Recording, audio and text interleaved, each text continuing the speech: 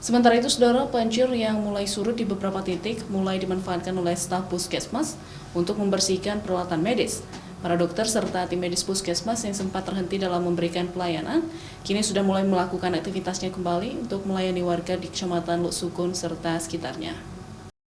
Sejak genangan banjir mulai surut dari areal puskesmas, para petugas puskesmas Luk Sukun langsung membersihkan sejumlah peralatan medis yang terendam oleh banjir sejak minggu lalu.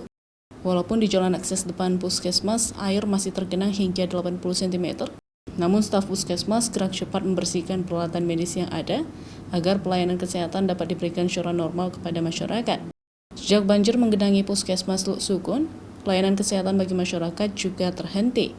Namun, pelayanan kesehatan dipindahkan ke posko layanan kesehatan di halaman kantor Dinas Kesehatan Aceh Utara.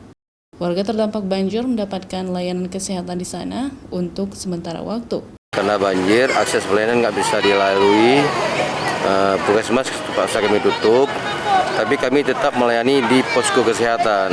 Tinggian air hari pertama banjir sekitar di dalam ruangan sekitar 80 cm.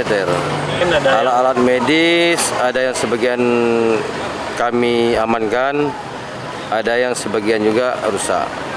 Saat ini beberapa fasilitas publik lain seperti Polsek Luk Sukun dan perkantoran serta sekolah belum kembali normal seperti biasanya.